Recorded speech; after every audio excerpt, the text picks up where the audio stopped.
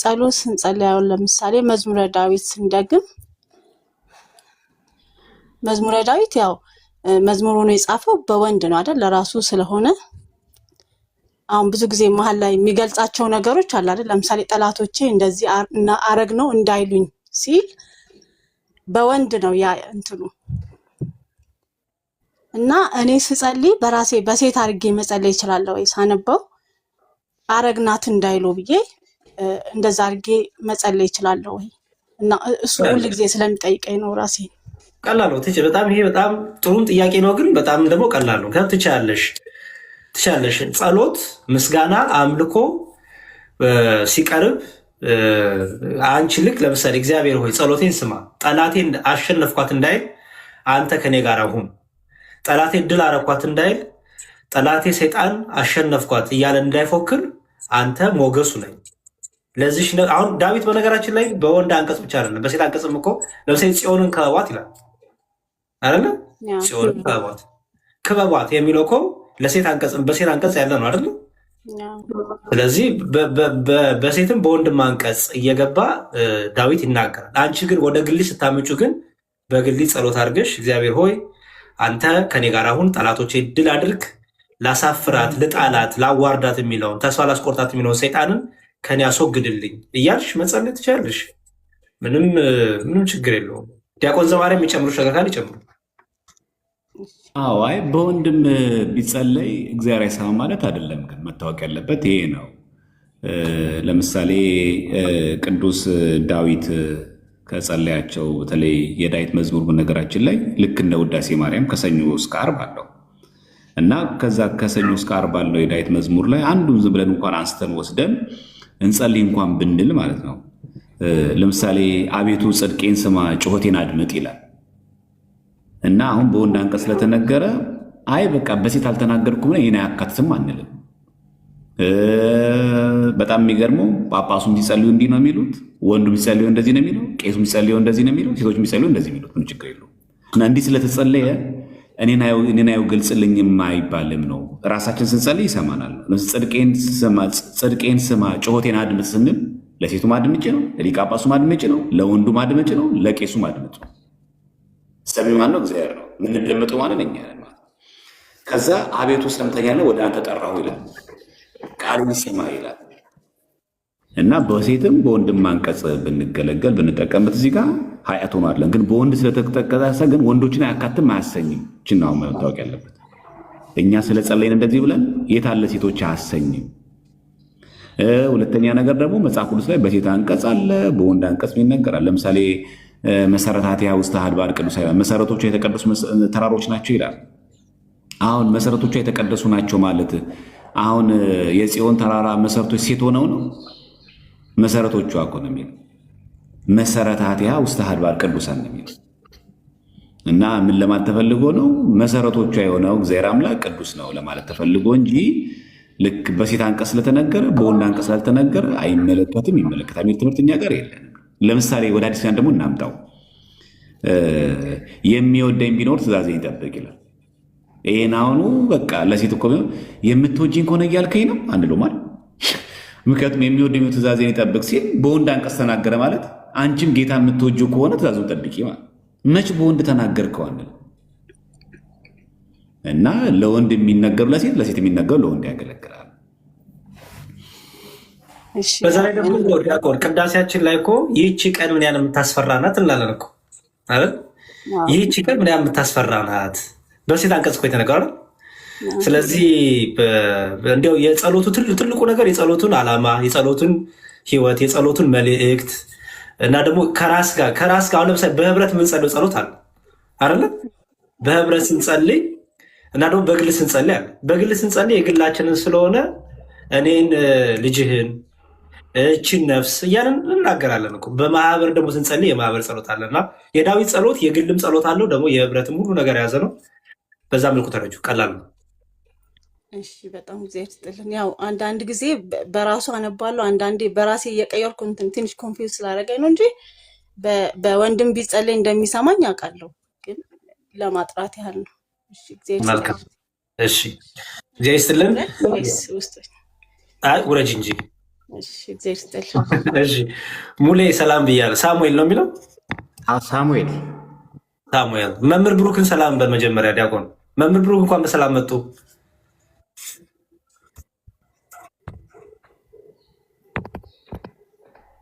መምህር ብሩክ አሉ?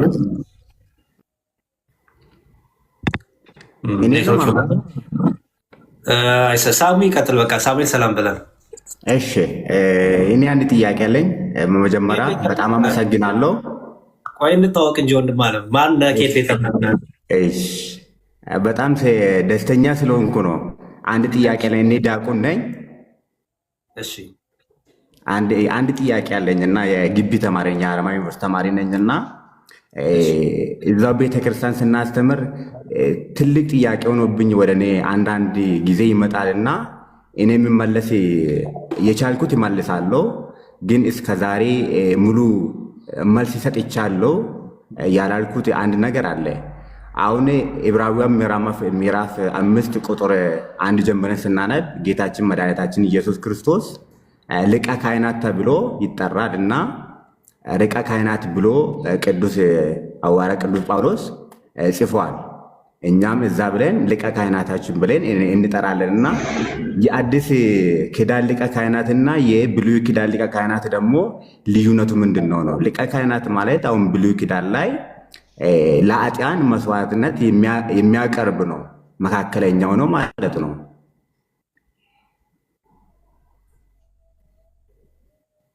እሺ ትጨረስ ጥያቄህን? አዎ ይሄ ጥያቄ እኔ የምመለሰው የብሉይ ኪዳን መስዋዕትነት ልዩነትና የአዲስ ኪዳኑን ልዩነቱን የምነገረው የተለያየ ነገር ስለሆነ እሱ ሊቀ ካህንም ሆኖ መስዋዕትነት ስለወሰደው በግም ሆኖ ብሉይ ኪዳን ላይ አሁን በግ ነው የሚያቀርቡት፣ የሆነ ሌላ እርግም ምናምን ስለሚያቀርቡ እሱ ደግሞ በእኛ በኩል ራሱን በግ አድርጎ ስላቀረበው አቅራቢም እሱ ነው ተቀባይም እሱ ነው ብዬ ስለምመለስ ሊቀ ካህን ነው ብዬ ነው የምመልስላችሁና ይሄ እንዴት ይታያል ብዬ ነው። እሺ ዲያቆን ባጭሩ ይመልሱለታል። በደንብ ስማቸውና እንቀጥላለን። ዲያቆን ይቀጥሉ። ሊቀ ካህናት የሚለው አንድም ቦታ መጽሐፍ ቅዱስ ላይ ሊቀ ካህን አይልም። በመጀመሪያ ሊቀ ካህናት ነው የሚለው፣ የካህናት አለቃ የሚል ነው እንጂ ሊቀ ካህን አይልም። ሊቀ ካህናት ሃይ ፕሪስት የሚለው የካህናት አለቃ ነው የሚለው። ይሄ በብሉይ በሐዲስ ያለው ልዩነት ለመረዳት በብሉይ ኪዳን የሌዊ ወገን የሆነ አንድ ከሌዊ ልጆችም የበኩር የሆነ ብቻ ሊቀ ካህናት የሚባለው የሌዊ ልጅ ሆኖ የአሮን ወገን ሆኖ ሁለተኛ ሶስተኛ የሆኑ ወንዶች ልጆች ካህናት ነው የሚባሉት። ሊቀ ካህን የሚባለው የበኩር ልጆቹ ናቸው። በኩር የሆነ ብቻ ነው ሊቀ ካህናት የሚሆነው።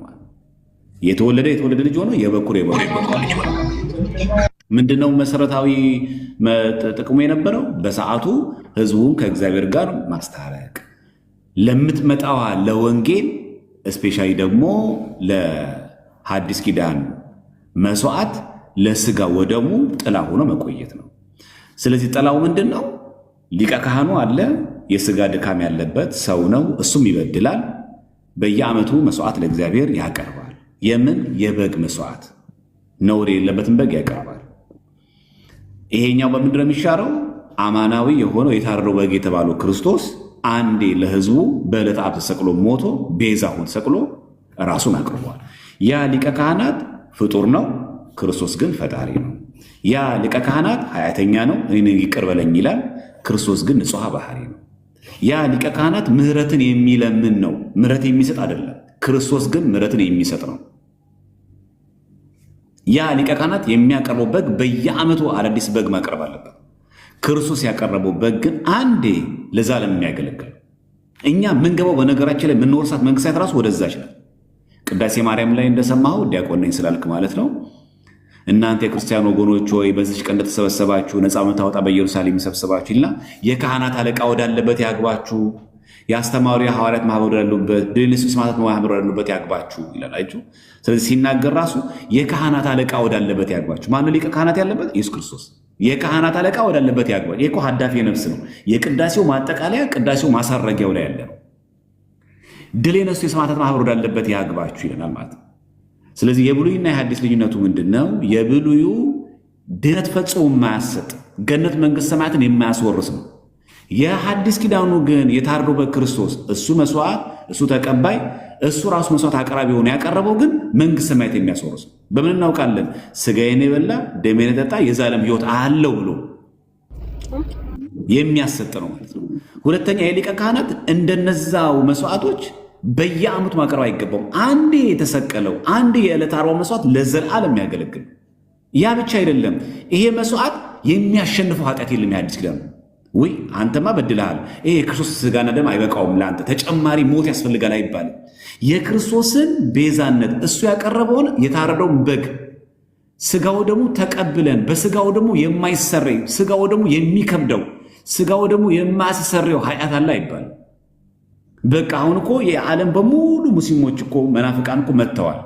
በል ክርስቶስ እንደባለፈው ተሰቀለ አይባልም። አንድ የፈጸመው ዛሬም ያገለግላል። የሚገርም አገልግሏልም ዛሬም ሕያው ነው። ዛሬም ሕያው ነው። ከብሉይ ኪዳኑ የሚለየው በዚህ ነው ማለት ያ ንጹሕ ሳይሆን ካህኑ ያው ደግሞ ሞት የሚያሸንፈው ነው። ያ ደግሞ ካህን ይሞታል፣ ሌላ ሊቀ ካህናት የበኩር ልጅ ይደረጋል። ያ ሊቀ ካህናት ይሞታል፣ ሌላ የበኩር ልጅ የሌዊ ወገን ይሆናል። አሁን ያ ይሞታል፣ አሁን ሌላ ይቀር። ይሄ ግን ሞትን በሞቱ የሻረ ነው። ሞት ያሸነፈው አይደለም፣ ሞትን በሞቱ የሻረ ነው። ሞትን ዳርጎ የተነሳ ነው። በዛ ላይ አይደጋገምም። አንድ ቀን አንድ ጊዜ በዕለተ ዓርብ የፈጸመው በዛ ላይ ደግሞ ፍጹም ድነት የሚያሰጥ ነው። መደጋገም ሳያስፈልገው ፍጹም ድነት የሚያሰጥ ፍጡር አይደለ፣ ደግሞ ፈጣሪ የሆነ ክርስቶስ ምሕረትን ደግሞ የሚሰጥ ነው። ደግሞ እሱ ራሱ ደግሞ እግዚአብሔር ነው። እሱ ራሱ ይቅር ባይ ነው።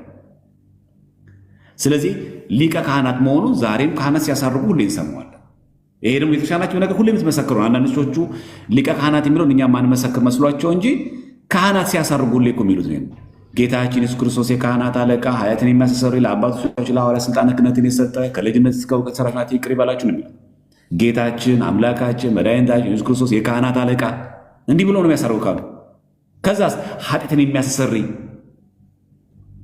ለአባቶቻችን ለሐዋርያት ስልጣነ ክህነትን የሰጠ ያ ማለት ስልጣነ ክህነትን የሰጠ ማለት የካህናት አለቃ ማለት ካህናት ከስር አሉ ማለት ማናቸው? እነዛ ሐዋርያት። ከዛስ ሐዋርያት የተተኩ ሌሎቹ እኛ አሁን ያሉት ካህናት ሊቀ ካህናት ነው። ለአባቶቻችን ለሐዋርያት ስልጣነ ክህነትን የሰጠ ሰጪው ማን ነው? ክርስቶስ። ለማን? ለሐዋርያት። ያ ክህነት እኛ ጋርም አለ። ሊቀ ካህናቱ ማን? እሱ ነው። የእነዚህ ሁሉ የአዲስያን ሁሉ ካህናት ሊቀ ካህናት በሆኑ እሱ እኛን ደግሞ ካህን ደግሞ ያለበት አግባባል። እሱ ምንድን ነው?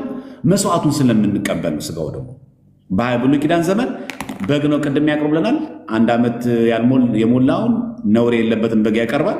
ከዛ የበጉን ደም በቅድስተ ቅዱሳን ሁሉ በታቦቱ ላይ ካፈሰ በኋላ የበጉን ሥጋ ግን ሌዋውያን ካህናት ሌሎቹ ይበላሉ። ሕዝቡ መብላት አይችልም፣ ለመስዋዕት የቀረበውን በግ። በሐዲስ ኪዳን ግን ክርስቶስ በዕለተ ዓርብ የሰጠንን ያ ፍጹም የሆነ እንደዚ አይነት በግማ ለማራት ትግር ያለ ራሱ በግ የሆነው የአዲስ ኪዳን በግ የታረደው በክርስቶስ የቆረሰልን ሥጋ የፈሰን ደሙን ግን ካህናት ብቻ አይደሉም፣ ጳጳሳት ብቻ አይደሉም፣ እኛም መናን ጭምር እንቆርባለን።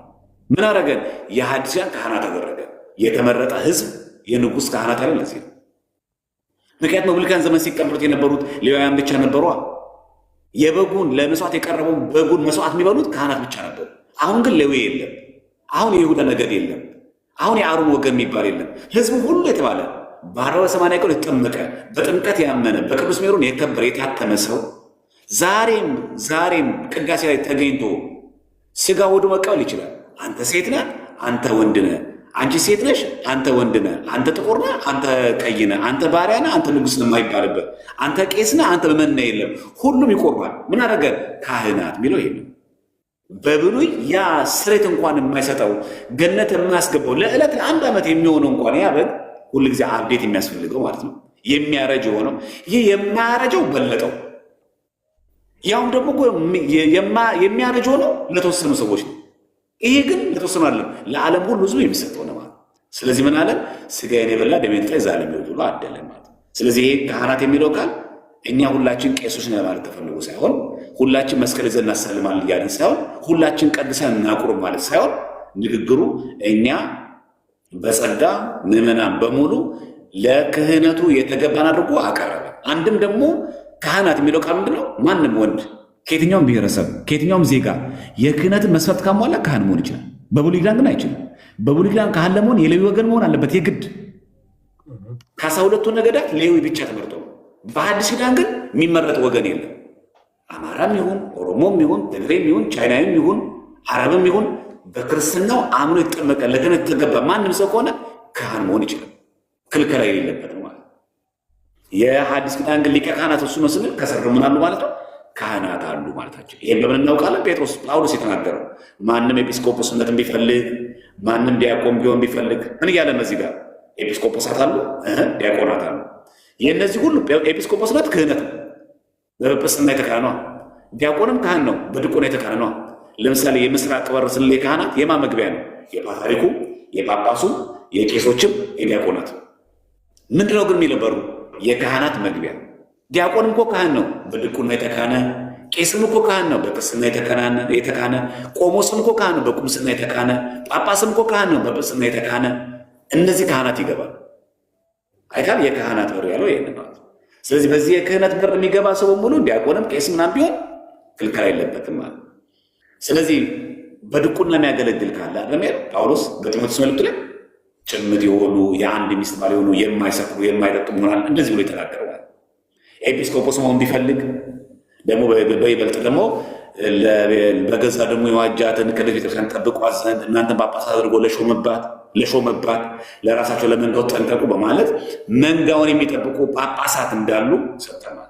ጳጳሳት ካህናት ናቸው። በምን የተካኑ? በጵጵስና። ስለዚህ ሊቀ ካህናት ነው ስንል ክርስቶስን በሐዲስ ኪዳን ካህናት የሉ ማለት አይደለም። ሁላችን ካህናት ማለት ነው። ሁላችን ጳጳሳት ማለት አይደለም። ስራ እየሰራሽ ሰላም እንዴት ነው?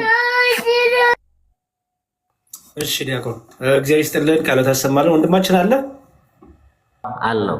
በቃ ሌላ መጽሐፍ ሪፈር እናድርግ። እዚህ ትንሽዬ ነው መልስ የሚሰጥህ። ገብተህ ደግሞ አንተ መጽሐፍት ማንበብ አለብህ እንደ አንድ ካህን እንደ አንድ ዲያቆን። እና እጅግ አድርጌ አመሰግናለሁ። በእግዚአብሔር ስም ጉዳይ ገለቶማ ጨርሻለሁ። እሺ ወንድማችን እግዚአብሔር ይስጥልን። እሺ ጉዳ ገለቶማ ገለቶ መጨረሻውን መያዝ ነው፣ መድገም ነው ዲያቆን። እሺ ማዕረይ ሰላም ላንቺሁን። ዲያቆን እንዴት ነህ? ሰላም ነው እግዚአብሔር ይመስገን። ነሽ ደግሞ ሌሎቻችሁንም ሰላም ብያለሁ። እግዚአብሔር ይመስገን። ተመስገን። ጥያቄ ኖሮሽ ነው? ከታች ሲሆን አይሰማኝም ታውቃለህ። ከታች ሲሆን አልሰማኝም። ይሁን ሁኝ ቁጭ በይ ችግር የለውም። እሺ ሳሚዬ ሰላም ብያለሁ። ጥያቄዎቻችሁን ቶሎ አቅርባችሁ ወንድምናቶች እንዴት ናቸው? አይሰማም እንዴ የምናገረው? እየዘገየ ነው የሚደርሰው? ይሰማል? እኔ ዲያቆን ዘማርያም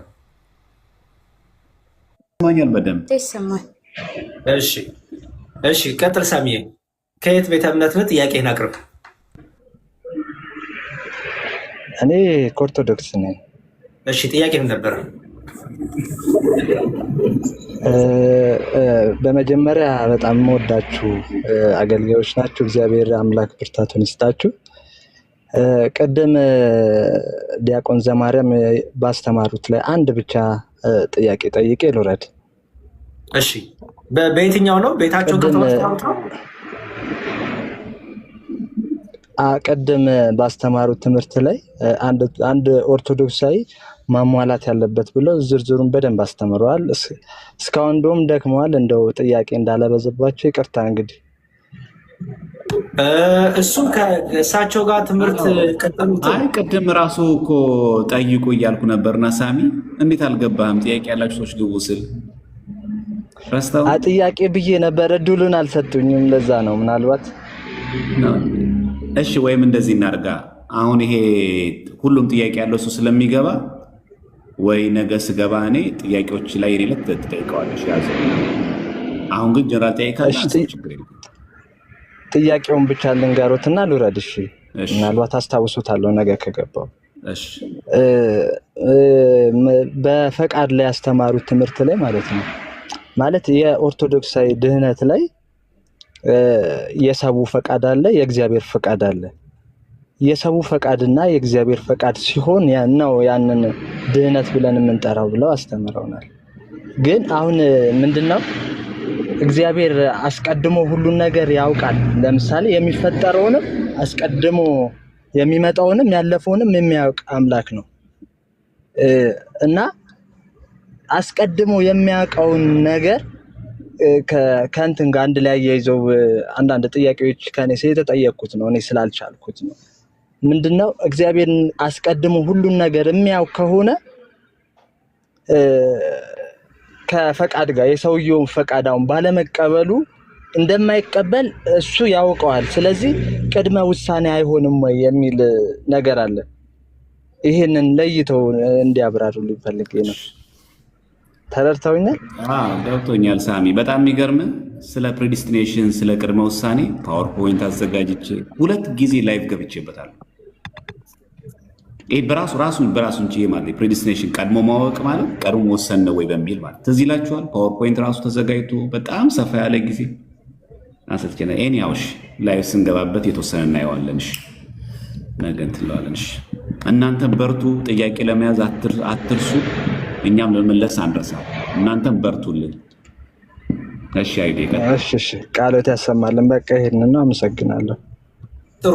በሌላ ቀን ስንከፍት ወይ እሳቸውም ዲያቆን ስከፍቱ ዲያቆን ጋር ሂድ፣ ካልሆነ ግን እንደዚህ አጋጣሚ ስታገኝ እኔ ጋር ምናና የእግዚአብሔር ቅድመ እውቀት አለ፣ ቅድመ ውሳኔ አለ። ቅድመ ውሳኔ የሚባል ነገር እንዴት ነው የሚታየው? በቤተክርስቲያናችን ፕሬዲስቲኔሽን ቅድመ ውሳኔ የሚባል ትምህርት አለ ወይ?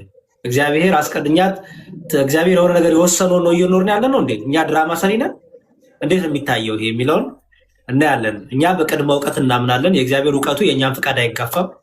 የእግዚአብሔር አስቀድሞ ማወቁ የእኛን ፍቃድ አይጫንም። እንዴት ነው ይሄ ታዲያ መጽሐፍ ቅዱስ የሚታየው የሚለውን በሰፊ እናያለን። እና ጊዜ ይስጥልን ስለ ጥያቄው። እሺ ሰላም ነው። እሺ ጥያቄ እንትን እያላችሁ ለሁለት ሰው ብቻ ፈቅዳለሁ፣ ለማዕሬና ሜቢ ለሚስራ እንዲቀመጡ ፈቅዳለሁ። ሌሎቻችሁ ግን የጠየቃችሁ መወረድ ነው፣ እየተማሩ ያሉ ስለሆነ ብዬ ነው። እሺ ኤልሽ ማን ነው የሚለው? ኤልሻማ ትራቭል ኤጀንት ነው የሚለው። እሺ ሰላም ወንድማችን፣ ጤና ይስጥልኝ። እንዴት ዋላችሁ? እግዚአብሔር ይመስገን። ከማንም በልከት እምነት ነህ? ሃይማኖት እባላለሁኝ። ኦርቶዶክስ ነኝ እኔ። ኦኬ እሺ። ጥያቄ ምን ነበር ወንድማችን? በጣም ረዥም ጊዜ ፈልጊያችሁ ስላገኘኋችሁ በጣም ደስ ብሎኛል እና ቢሮዬን ሁሉ ዘግቼ ነው አሁን እናንተን ለማናገር እንትን ያልኩት። 2 ጥያቄዎች አሉኝ። ብዙ ጊዜ ጠይቄ ያልተመለሰልኝ ጥያቄ ስለሆነ ነው እና ምናልባት እንደ እግዚአብሔር ፍቃድ ዛሬ ይመለስልኛል ብዬ ስለማምን ነው። ጥያቄው 2 ነው። እኔ የተወለድኩበት አካባቢ አጋጣሚ ሆኖ ቅድም ሲነሳ ነበረ፣ በዛ ዘመን የነበሩ ሰዎች ቤተክርስቲያኗን ይቀድሱ የነበሩት ቅባቶች ናቸው።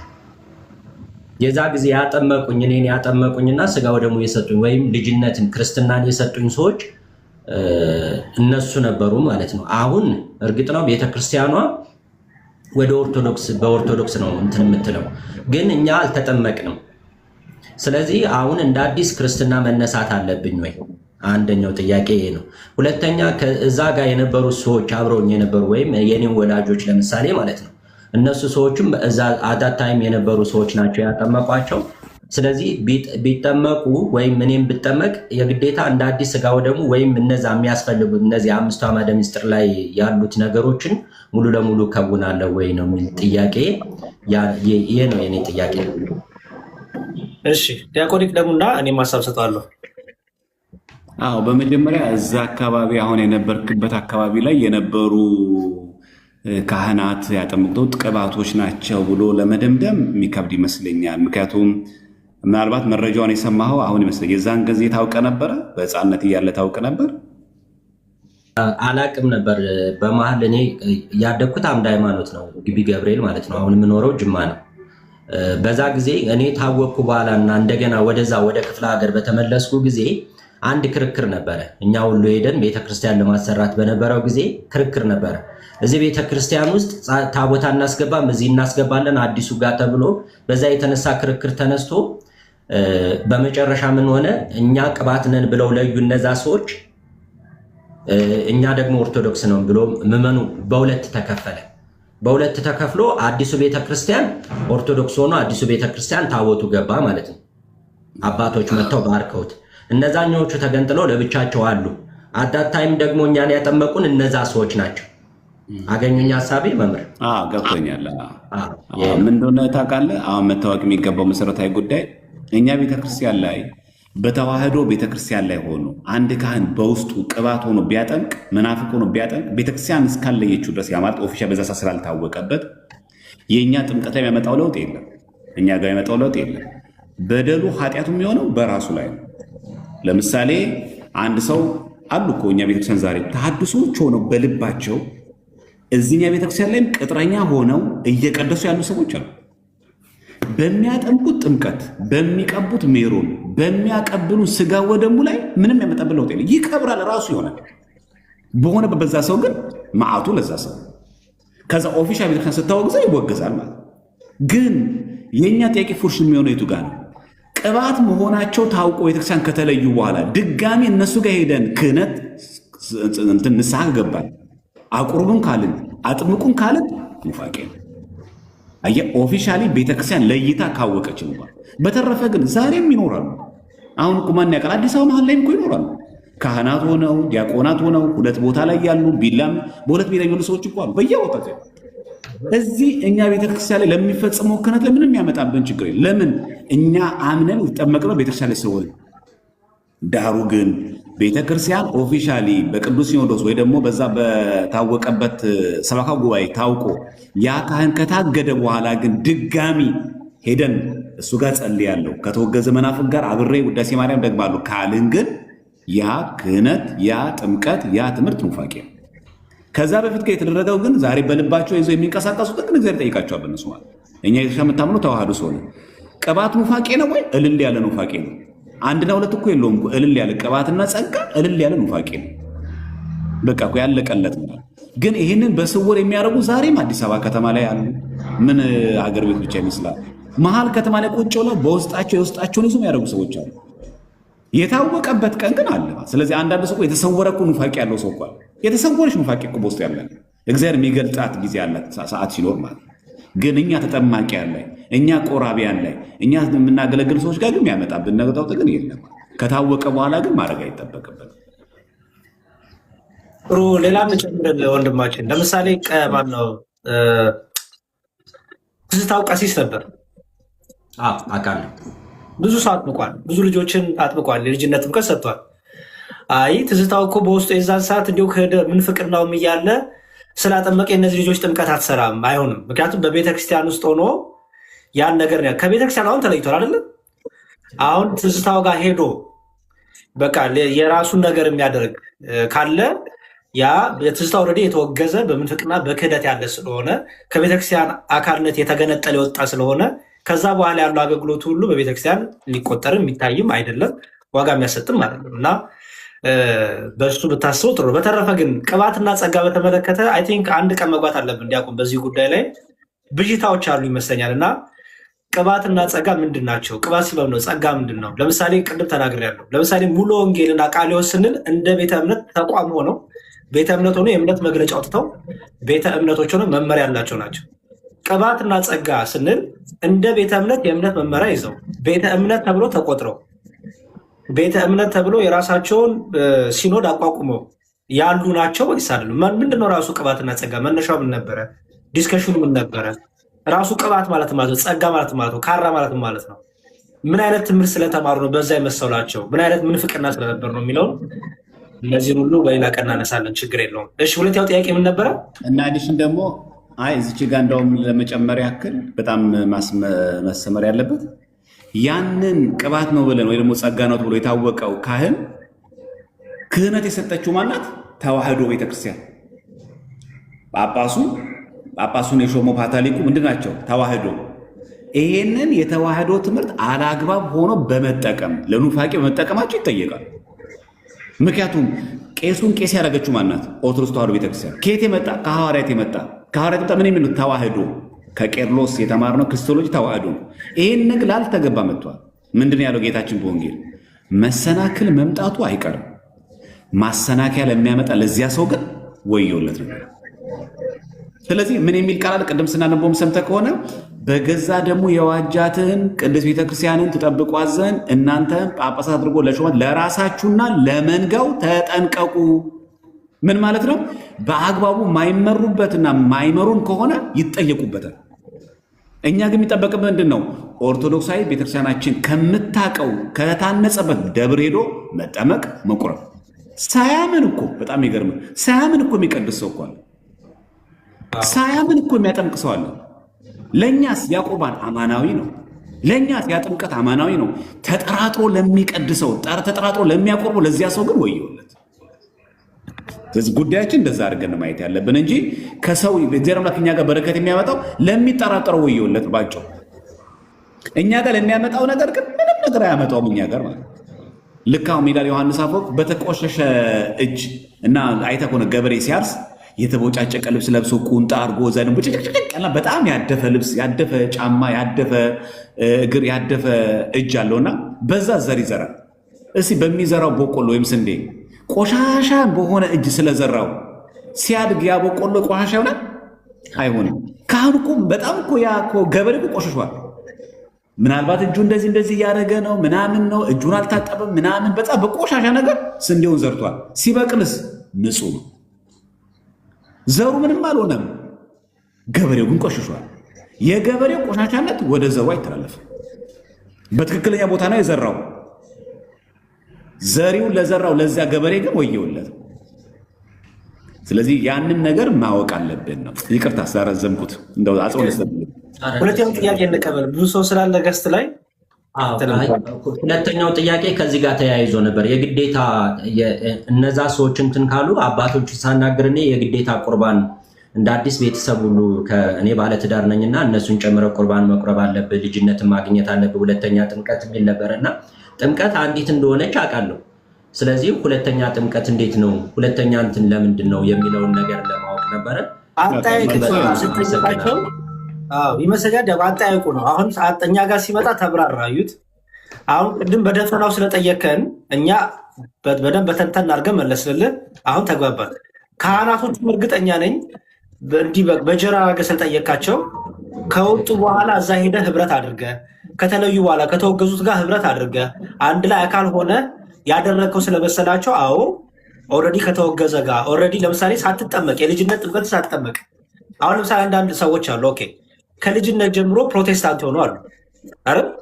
አልተጠመቁም፣ ቤተክርስቲያን አልነበሩም፣ ጥምቀትን አላገኙም፣ ልጅነትን አላገኙም፣ ከቤተክርስቲያን የነበሩ አይደሉም። ከልጅነት ጀምሮ በሌላ ቤተ እምነት ያሉ እነሱ ቢመጡ የልጅነት ጥምቀት ግዴታ ይጠመቃል። ኦኬ ለምሳሌ አሁን ትዝታው ኦልሬዲ ክዷል ወጥቷል። ወደ ቤተክርስቲያን ቢመለስ የልጅነት ጥምቀት አይደለም የሚጠመቀው።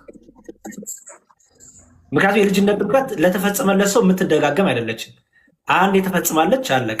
ያ ሰው ሲመለስ በንስሐ የቄደር ጥምቀት ወይም የንስሐ ጥምቀት የእንባ ጥምቀት ተጠምቆ በንስሐ ወደ ቤቱ ይመለሳል። ለምሳሌ የጠፋው ልጅ ታሪክ ትዝ ይልሃል? የሉቃስ ወንጌል ለምናገኘው በቃ የጠፋው ልጅ ታሪክ አይተህ አንብበው ከሆነ ልክ የዚህ ምሳሌ ነው። ክዶ ወጣ፣ ሲመለስ አባቱ ምንድን ነው ያደረገው? ገላውን እንዲያጥቡ ቀለበት እንዲያደርጉለት ፍሪዳውን አድሮ ተቀበለው ይላል። አየህ ልጅነቱን አላጣም። ምክንያቱም ልጅነት አንድ የምትሰጥናት የምትጠፋ አይደለችም። ሲመለሱ በንስሐ ይጠመቃሉ። እና ይመስለኛል ካህናቶቹ የመሰላቸው የአንተን ጉዳይ ኦልሬዲ ወጥተህ ኦልሬዲ የልጅነትን ጥምቀት ሳታገኝ በቤተክርስቲያን በሌላ ቦታ ሄደህ አስጠምቀህ ተጠምቀህ መስሏቸው ሊሆን ስለሚችል ጥያቄ ይሄ ነው። በዛ መልኩ ይሁን። ዲያቆን የሚጨምሩት ነገር ካለ ይጨምርና እንጨርስ ከሱ ጋር። መልካም እሺ፣ ወንድማችን ስለመጣ ደስ ብሎናል። አመሰግናለሁ በጣም። አሜን አሜን። እሺ በሌላ ቀን ዲያቆን ይሄ ቅባትና ጸጋ የሚለውን ኮንሰፕት እንገባበታለን። ምክንያቱም አንዳንድ ሰዎችን ለማሸማቀቅ አንዳንድ በተለይ በፕሮቴስታንቱ ዓለም ያሉ ሰዎች ሲጠቀሙ ትሰማለሁ። ለምሳሌ እናንተ እኮ ቃለ ሕይወት የሚባል ሙሉ ወንጌል የሚባል ቤተ እምነት ተካፍላችሁ ስንል ቅባትስ ጸጋስ ይላሉ እና ያ ትንሽ ያስቀኛል። እኔ ምንድን ነው እውነት ቅባትና ጸጋ ቃለ ሕይወትና ሙሉ ወንጌል የሚል አይነት ኮንተንት ነው በውስጥ ያለው አይደለም። እና እሱ ነገር ክሊር እናደርግላችኋለን ኔክስት ታይም። እሺ ቤተክርስቲያን እንዳወገዘችም ግን ይወቁ ማለት አሁን ለምሳሌ በዚህ በጎጃም አካባቢ ላይ አሁን የኛ ሲኖዶስ አቡነ ማትያስ አሁን ባሉበት የዛሬ ዓመት አካባቢ ቅባትና ጸጋ የሆኑ ጳጳሳትን አውግዛለች። እነኛ ቤተክርስቲያን አይ ችግር የለውም እኮ ተዋህዶም አንድ ቪው ነው፣ ቅባትም አንድ ቪው ነው፣ ጸጋም አንድ ቪው ነው፣ ችግር የለም ጳጳስ ደግሞ አይነካም የሚባል ነገር የለም። ጳጳሳት ተወግዘዋል። ኢቭን እነሱ የሚሰጡት ክህነት ጭምር ተወግዟል። ስለዚህ ቅባትና ጸጋ በእኛ ቤተክርስቲያን የተወገዘ ነው። አንድ ጊዜ በጣም የሆነ ጊዜ ገብቼበት ነበረ ላይቭ ላይ። ተጨማሪ የሚያስፈልግ ከሆነ ግን እንግባበት። እሺ እንግባበትና አንድ ቀን በጥያቄና መልስ አድርገን ሰመሪ ማድረግ እንችላለን። ምን ችግር የለውም። እሺ ሚስራይ ሰላም ብያለሁ። ሚስራ እንኳን ልትማር ነው የምትገባው። አንደርስታንድ። እሺ ትሁን ትቀመጥ። እሺ ችግር የለውም። ሳራ አቤት መምህር ሰላም፣ እንዴት አለ? ሚስራይ እንዴት ነው? ሰላም ነው?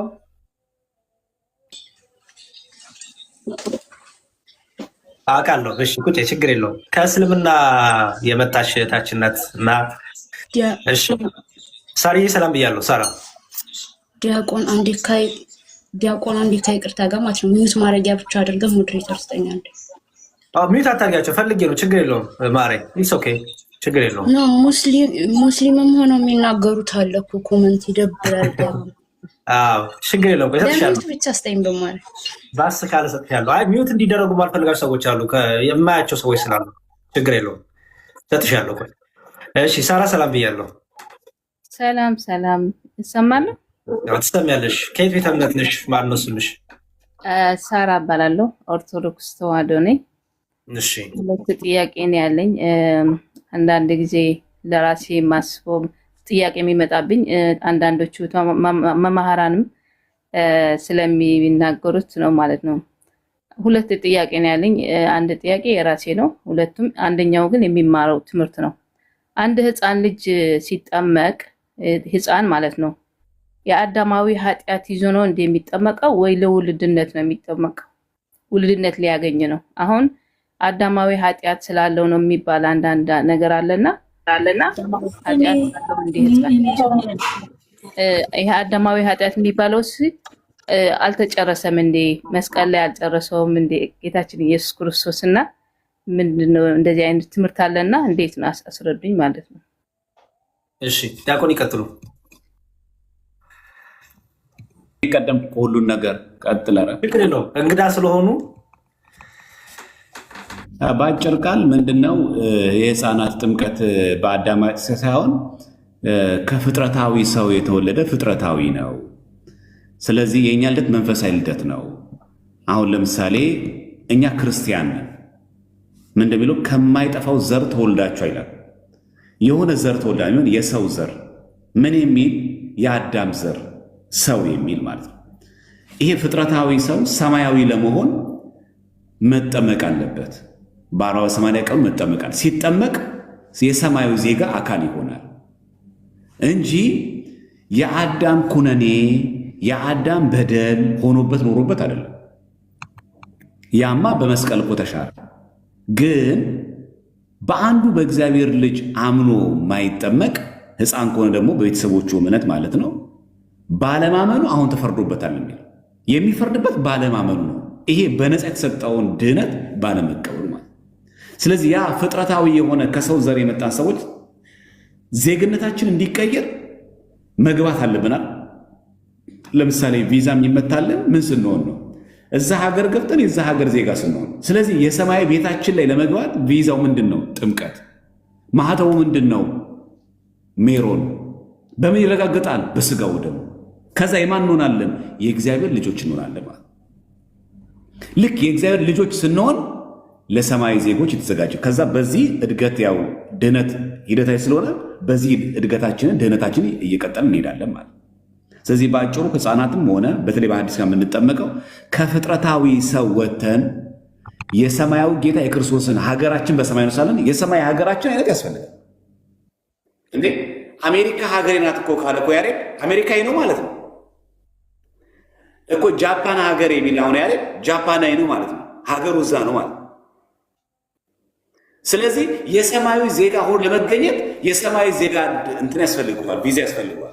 ያቺ ቪዛችን ምንድን ናት? ሚስጥራት መፈጸም። ስለዚህ ፍጥረታዊ ሰው ሆነ እንዳንሆን ቀርተን ለመዳን የእግዚአብሔር ልጆች ለመሆን የምንጠመቀው እንጂ ሕፃናት ላይ የአዳም በደል ርኩሰት ኖሩበት አይደለም። ያ በምን ተቀብሯል? በክርስቶስ ሞት። ከዛ ስንጠመቅ ያ ፍጥረታዊ ሰው ተቀብሮ ከእንደገና ከሞቱ ጋር ይተባበርና ከውሃ ሲወጣ ደግሞ ከትንሣኤ ጋር ይተባበራል። ሞቱን በሚመስል ሞት ከክርስቶስ ጋር ካልተባበርን ትንሣኤ በሚመስል ትንሣኤ ደግሞ ከእሱ ጋር መተባበር ደግሞ አይቻልም። ይሄ ካልሆነስ ድነት የለም።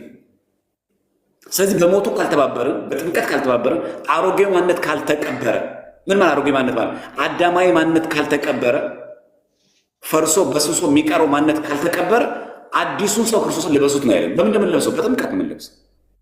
ከዛ ለሰማያዊ ዜጋ የተዘጋጀ እንሆናለን ማለት ለድህነት እንዘጋጃለን ማለት በዛ መንገድ ነው እንጂ ለእርግማኑ ለመዓቱ አይደለም።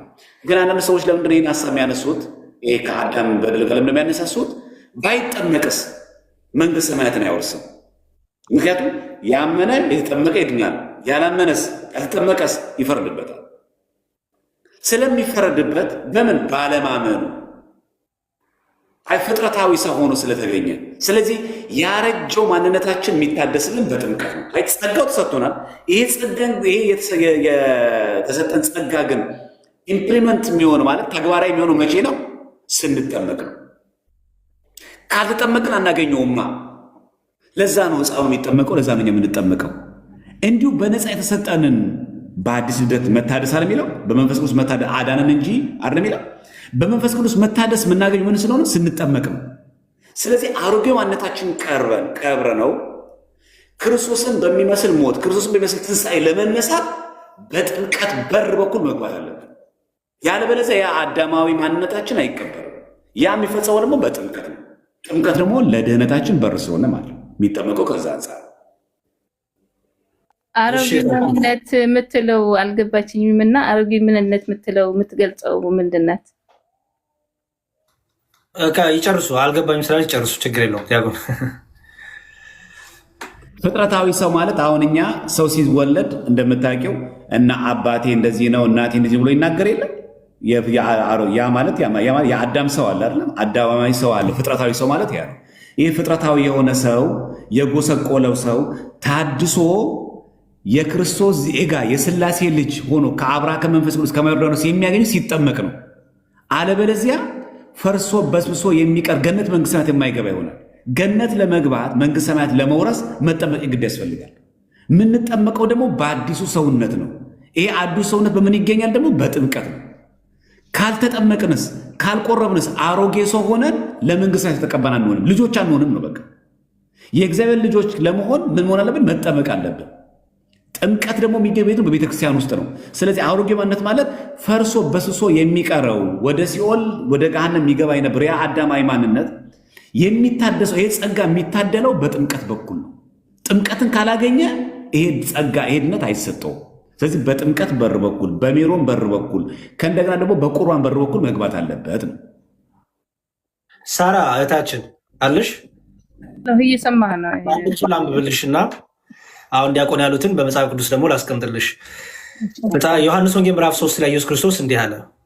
ዮሐንስ ወንጌል ምዕራፍ 3 ከኒቆዲሞስ ጋር ሲነጋገር ክርስቶስ አምላካችን ምን አለው? ሰው ዳግመኛ ካልተወለደ በቀር የእግዚአብሔር መንግሥት ሊያይ አይችልም አለው። ያዢ አንድ ቃል ምን የሚል ቃል? ሰው ዳግመኛ ካልተወለደ። ዳግመኛ ልደት አለ፣ ሁለተኛ ልደት አለ ማለት ነው። ሰው አለ፣ ከዛ ግን ያ ሰው ዳግመኛ መወለድ አለበት። ስለዚህ የመጀመሪያ ልደት አለ፣ ሁለተኛ ልደት አለ ማለት ነው አይደለ? ዳግም መውለድ አለበት ከተባለ ኒቆዲሞስ በመንፈሳዊ ዓይንና እሳቤ ሳያይ ቀርቶ እንዲሁ ተረጎሞና በቁሙ ምን አለ ኒቆዲሞስ? እንዴ ሰው ከሸመገለ በኋላ ወደ እናትና አባቱ ወደ እናቱ ማህፀን ገብቶ እንደ አዲስ ሊወለድ ነውን ብሎ ጠየቀ። እንዴት ይችላል አለ። ኢየሱስ ክርስቶስ ምን አለው? ኢየሱስ መልሶ እውነት እውነት እልሃለሁ ሰው ከውሃና ከመንፈስ ካልተወለደ በቀር ወደ እግዚአብሔር መንግስት ሊገባ አይችልም። በቃ ወደ እግዚአብሔር መንግስት መግቢያው ከውሃና ከመንፈስ መወለድ ነው ብሎ አስቀመጠ። ከዛ ቀጥሎ ግን ምን አለ ጌታ? ያ ከውሃና ከመንፈስ መወለድ ያስፈለገው ለምንድን ነው አለ? የመጀመሪያው ልደት እንዲህ ስለሆነ ነው። ምን ስለሆነ? ከስጋ የተወለደ ስጋ ስለሆነ አለ። አሁን አንቺን የምጠይቅሽ ሳራ፣ ከስጋ የተወለደ ስጋ ነው ማለት ነው አንድ ሰው ከውሃና ከመንፈስ ሲወለድ ስጋነቱ ይቀራል ማለት ነው። ከስጋት ወደ ስጋ ነው ሲል ጌታ ምን ማለቱ ይመስልሻል? ከእናቴና አባቴ የተወለድኩት ስጋ ስለሆነ ነው። ስለተጠመቅሽ ስጋነትሽ ይጠፋል እንዴ? አይጠፋም። እሱ ነው። ስለዚህ ስጋ ከስጋት ወደ ስጋ ነው ሲል ማለቱ ነው ጌታ። አያላቃትም፣ ንገረኝ። አሁን ዲያቆን ያሉትን አስተሳስሮ ኮኔክት አድርጊው። ከስጋት ወደ ስጋ ነው ማለት ነው። ሰው ከውሃና ከመንፈስ ሳይወለድ ክርስቶስን አይለብሰውም። ከክርስቶስ ጋር እንዳይሆንም በጥምቀት ክርስቶስን አይለብሰውም። ፍጥረታዊው ወልቆ ሰማያዊውን መልበስ አለበት። ፍጥረታዊ ወልቆ መንፈስ ክርስቶስን መልበስ አለበት። ክርስቶስን ሊለብስ የሚችለው በምንድን ነው? ከውሃና ከመንፈስ ሲወለድ ብቻ ነው። ከውሃና ከመንፈስ ካልተወለደ አንድ ሰው የእግዚአብሔር መንግስት አይወርስም አይም። በእኛ በኦርቶዶክሳዊት ቤተክርስቲያናችን የሚወረስ ኃጢአት የለም። አሁን ደሜ ለልጆቹ እርግጠኛ ነኝ፣ እኔም እግዚአብሔር ይመስገን ልጆ ልጅ ያለው ደሜም ለልጆቹ እኔም ለልጆቼ መቼ ብናወርስ እንዲሁ ሀብታም ከሆንን መኪና ብናወርስ ነው ወይ ስልካችን እናወርስ ይሆናል ወይ ሹካ ማንኪያ እናወርስ ይሆናል። ኃጢአት እንዴት ነው የማወርሰው?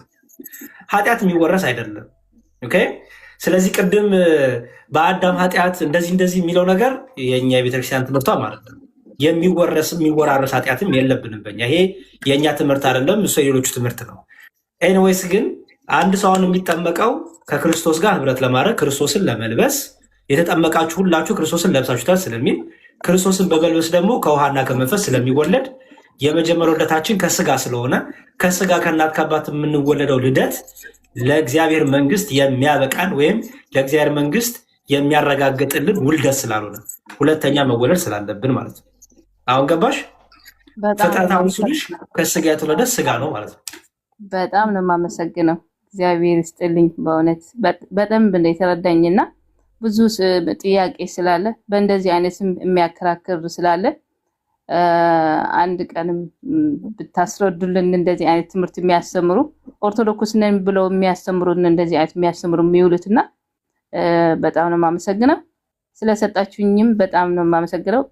ሀሳባችሁም ይዤዋለሁ፣ የማሰማውና የምናገርበትም ይዤዋለሁ ማለት ነው። በጣም ነው የማመሰግነው። ሁለተኛ ጥያቄ ላይ ልመለስ ማለት ነው። እኔ ቅባ ቅዱስ አለኝ ማለት ነው እቤቴ ላይ። መቼም እኔ ዶሮ አገሬ ላይ ሳለው ቅባ ቅዱስ ምናምን ቄስ ሲቀባ ምናምን እነማቀው ማለት ነው። አሁን እዚህ ኢሮፓ ላይ ስመጣ ግን ቅባ ቅዱስ ማድረግ ትችላለህ ሰውነትህ ላይ፣ የምትጸልይበት ቦታ ላይም እጣን ታደርግ ትችላለህ የሚባል ወሬ አለና እንዴት ነው ይሄ? ሴት ልጅ ታደርግ ትችላለች? ቅባ ቅዱስም እራሷ መቀባት ትችላለች አትችልም? እሺ በአጭሩ ልመልስልሽ። ወሬና ትምህርት ይለያያል። አሁን እንደነገርሽኝ ወሬ ነው የሰማሽው። አሁን እኛ ደግሞ የምናወራው ትምህርት ነው፣ ስርዓተ ቤተክርስቲያን ነው። ቤተክርስቲያናችን በስርዓቷ በቀኖኗ ምን አስቀመጠች ነው የኛ እኛ የተጻፈው ምንድን ነው የሚለው ስርዓታችን ምንድን ያስቀመጠው ነው። ለምሳሌ አንድ ጥቅስ ልስጥሽ። በዚህ በያዕቆብ መልእክት ላይ ያዕቆብ ሲያስቀምጥልን ከእናንተ የታመመ ማንም ቢኖር ይላል ምዕራፍ 5 ቁጥር 14 ላይ የያዕቆብ መልእክት ምዕራፍ 5 ቁጥር 14 ከእናንተ የታመመ ማንም ቢኖር የቤተ ክርስቲያን ሽማግሌዎች ወደ እርሱ ይጥራ፣ በጌታም ስም እርሱን ዘይት ቀብተው ይጸልዩለት ይላል። ማን ይጥራ ነው የሚለው? የቤተ ክርስቲያንን ሽማግሌዎች፣ ካህናትን፣ አገልጋዮችን፣ ካህናቱ ማለት ነው። ስለዚህ በኦርቶዶክሳዊ ቤተክርስቲያን እንግዲህ ቅባ ቅዱስ ምነው ቅባ ምንድን ነው? ሚስጥረ ቀንዲል የሚባለው ነው። 7ቱ ሚስጥራተ ቤተክርስቲያን አሉ። ከነዛ ውስጥ አንደኛው ሚስጥረ ቀንዲል ነው። ከዛ ደግሞ ሚስጥረ ሜሮን አለ። ሚስጥረ ቀንዲል ወይም ቅባ ቅዱስ የምንለው ለበሽተኞች፣ ደዌ ላለባቸው፣ በተለያየች ህመም ውስጥ ለሚያልፉ፣ በአጋንንቱ ለሚሰቃዩ ሊሆን ይችላል። በስጋ በሽታም በእርኩስ መንፈስም ለተያዙ እየተጸለየ የሚቀቡት ያ ቅዱስ ቅባት ነው። ያ ቀንዲል ጸሎቱ ሚስጥረ ቀንዲል ይባላል። ያ ደግሞ ቅባ ቅዱስ ይፈጸማል ማለት ነው። ሚስጥረ ሜሮን ግን ለምሳሌ ተክሊል ሲደረግ አይተሽ ከሆነ ክህነት ስንቀበል፣ እኔ አሁን ዲያቆን ነኝ። ክህነት ስንቀበል ዲያቆን ዘማለም ዲያቆን ናቸው። ክህነት ሲቀበሉ ሚስጥረ ሜሮን ተፈጽሞልናል። ጳጳሳት ሲሾሙ፣ ካህናት ሲሾሙ፣ ቤተክርስቲያን አዲስ ሲመሰረት ስትቆም ንዋየ ቅድሳቱን ለማክበር ሚስጥረ ሜሮን ይፈጸማል ማለት ነው። ኦኬ። ስለዚህ አሁን እንደ ያዕቆብ መልእክት ላይ እንዳነበብ ነው እኔ ግለሰቡ ተነስቼ ቅባ ቀንዲል ወይ ምንድነው ሚስጥረ ቀንዲልን በራሴ ላይ መፈጸም አልችልም። በአጭሩ የሚለው መጽሐፍ ቅዱስ ምንድነው? የቤተክርስቲያን ሽማግሌዎችን ይጥራ፣ ወደ ቤቱ ይጥራ። እነሱ ደግሞ ምን ያርጉ? የእምነትን ጸሎት እየጸልዩ ይቀቡት። የዛን ጊዜ ከደዌም ይፈወሳል። ኃጢአትም ሰርቶ ከሆነ እግዚአብሔር ይቅር ይለዋል ይላል እና ስለዚህ በአጭሩ እህት ዓለም ሰዎች የሚያደርጉትን ሳይሆን የግለሰቦችን ልምምድ ሳይሆን ሁለት አይነት ግለሰቦች አሉ ቤተክርስቲያን። አንደኞቹ ግለሰቦች የራሳቸውን ምኞት የራሳቸውን ፈቃድ የሚያደርጉ አሉ። ሌቦች፣ ነጋዴዎች አሉ። እንደነ ይሁዳ አይነት ሌባና ነጋዴ አለ፣ አጭበርባሪ አለ። ሁለተኞቹ ደግሞ ያልተማሩ ሆኖ በልምድ ያልተማሩ በልምድ በቃ ልምድ ብቻ ወይ ደግሞ የሆነ እንዳልሹ ቅድም የሚነገሩ ነገሮችን ይዘው የሚያደርጉ አሉ። እኛ ግን የምንነግርሽ ከሁለቱ የወጣ ሆኖ መጽሐፍ ቅዱሳችን የሚያዘውንና ቀኖናችን ስርዓተ ቤተክርስቲያናችን የሚያዙን። በአጭሩ ራሳችን ላይ ቅባ ቀንዲል ምንድነው ሚስጥረ ቀንዲል ወይም ቅባ ቅዱስ መፈጸም አንችልም። ካህናትና ንስሐ አባቶቻችን ግን ያን ይፈጽማሉ። እሱ ማፈጻጸሙ የራሱ የሆነ ስርዓት አለው። በአጭሩ ዲያቆን ዘማርያም የሚጨምሩላት ነገር ካለ ይጨምሩና ከእሷ ጋር እንጨርስ።